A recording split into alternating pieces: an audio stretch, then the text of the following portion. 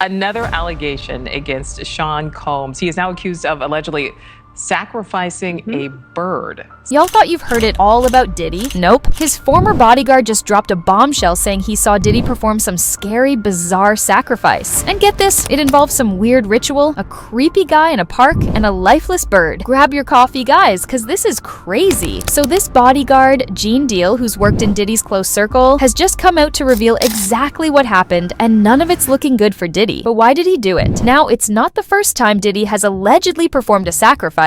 According to rumors circulating online, Diddy might be sacrificed Aaron Carter just to keep his dark secrets under wraps. And even Kanye has some scary stuff to say about it. And when you think about it, every A-list celebrity in the industry has had to pay some unbelievable price just to remain relevant and on the top of their game in their career. Y'all, this ain't some conspiracy theory, cause even Beyonce herself straight out shared the harrowing sacrifices she had to make. So let's get to the nitty-gritty of the story. According to the new Hulu documentary called The Honorable Shine, Diddy was seen allegedly visiting New York City's Central Park the morning of his verdict in March 1999. For those who don't know, Diddy faced serious charges for a shooting incident at a Manhattan nightclub and like 15 years in prison if found guilty. Now, y'all will think there's nothing wrong with visiting a park, but stick with me and you'll see the shady stuff that happened in that city park. So, according to Diddy's bodyguard, Diddy met with some guy in the park, he walked up to him and then dropped to his knees right in front of this guy. And here's what Deal said: "Next thing I see is this smoke just going back and forth around Puff. I guess it was sage or something like that, but that's not all. What happened next will give you shivers all over." So get this, next thing this man or shaman or whatever starts praying over Diddy while holding a Bible in his hand. He then tells Diddy to take out a white bird from a cage that he had with him. Imagine that a white bird must be like a dove or something, right?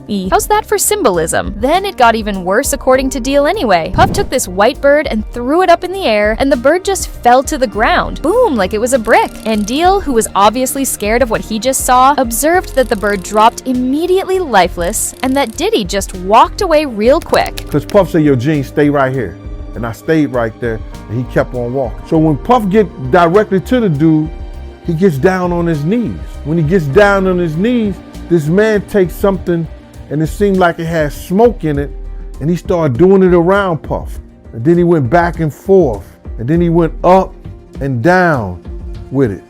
And then he put it down, and then he put his hand on Puff's head, and I guess he started, saying something. Well, hours after the alleged sacrifice, Diddy was acquitted of all charges against him regarding that 1999 nightclub shooting. Stepping out of the courthouse with his mom, Janice, by his side, Combs had a big smile for his supporters. He said he felt grateful and blessed now that his name was finally cleared. But was his name really cleared, or did that weird sacrifice have something to do with it? You tell me. Now, this shooting incident at the Manhattan nightclub in New York was the most talked about incident in hip-hop history. First of all, the shooting occurred on the night of December 27th, 1999, with a clash between Diddy's crew and another group in the club. I mean, the incident soon spiraled from there and left several people injured, including a woman who was shot in the face. As a result, Diddy was charged with weapon possession and attempted bribery and was facing 15 years in prison if convicted. And like some thriller movie Diddy's Bad Boys Records protege, Moses Shine Barrow was found guilty of several charges and criminal possession of a pistol. So instead of Diddy going to jail for his crimes, Barrow was sentenced to 10 years in prison and was ordered to be deported back to his homeland of Belize upon his release. Basically, Shine became Diddy's fall guy. While Diddy and his peeps were out in the free world and having crazy parties, Shine was left to rot in jail. But sadly, Combs straight up denied all of Shine's accusations, including the idea that he had him take the fall or sacrificed him by coaching witnesses. But let's be real, his denial really means absolutely nothing. And before y'all start wondering why, I'm saying his denial holds little weight. Let me hit you with the real bombshell, because Shine was maybe not the first person who Diddy sacrificed to stay out of jail. So a while ago, online rumors had it that Aaron Carter's death was linked to Diddy and that Diddy sacrificed him to hide his secrets. Just before Aaron Carter's tragic death, he reached out to Kanye West with a desperate and emotional message asking they talk man to man. However, the very next day, Carter was found lifeless in a bathtub. But that's not all. He died just one day after Diddy's birthday. Now, federal investigators are allegedly linking Aaron Carter's death to other suspicious suspicious cases connected to Diddy, including Kim Porter, Diddy's late ex-girlfriend, who was allegedly SA'd by Diddy. And this is where everything takes an unexpected turn. So, a few days before his death, Carter posted a terrifying video where he confessed he was afraid for his life. Even more disturbing was when neighbors with medical training tried helping him after the 911 call. To my fans, and now they turn on me. Do you regret ever getting involved in... I didn't have a choice. It got bad when I was about 15 years old, because when I did